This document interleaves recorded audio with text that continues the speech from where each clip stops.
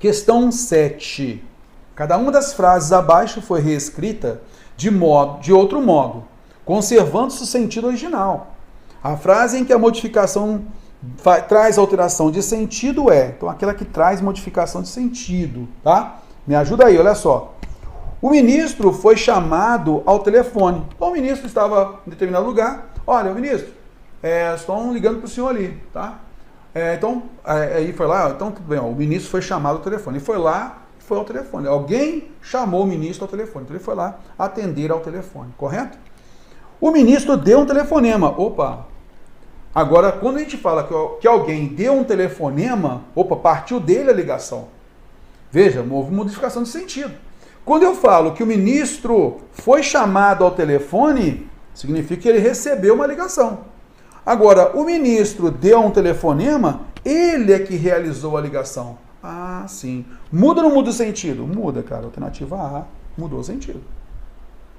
Olha só, B. O cloro é utilizado para limpar piscina. O cloro é utilizado na limpeza da piscina. Olha, então ele é utilizado na limpeza da piscina ou é utilizado para limpar a piscina. A gente sabe que o cloro é utilizado com tal de finalidade. Cabe numa boa. Cabe a mesma ideia.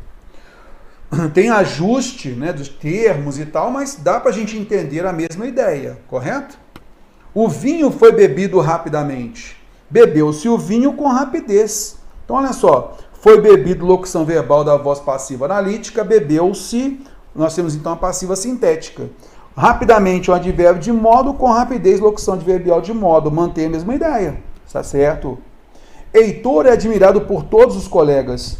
Todos os colegas admiram o Heitor. Olha só, nessa construção aqui, o que você vai notar? Nós temos aqui uma voz passiva analítica, é admirado por todos os colegas. Por todos os colegas é um agente da passiva, é admirado, é uma locução verbal da voz passiva e Heitor é o sujeito paciente.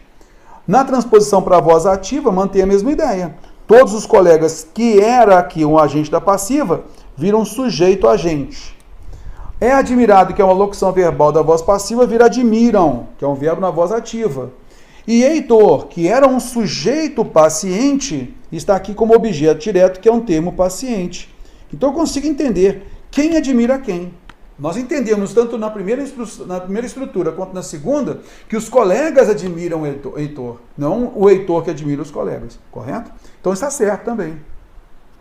Depois das chuvas, surgem as inundações. As chuvas provocam inundações. Então, por que depois das chuvas surgem as inundações? Naturalmente, você percebe que as chuvas é que provocam as inundações. Então, cabe a mesma ideia, não cabe? Sim, então a alternativa A é que a gente deve marcar aquela que traz alteração no sentido.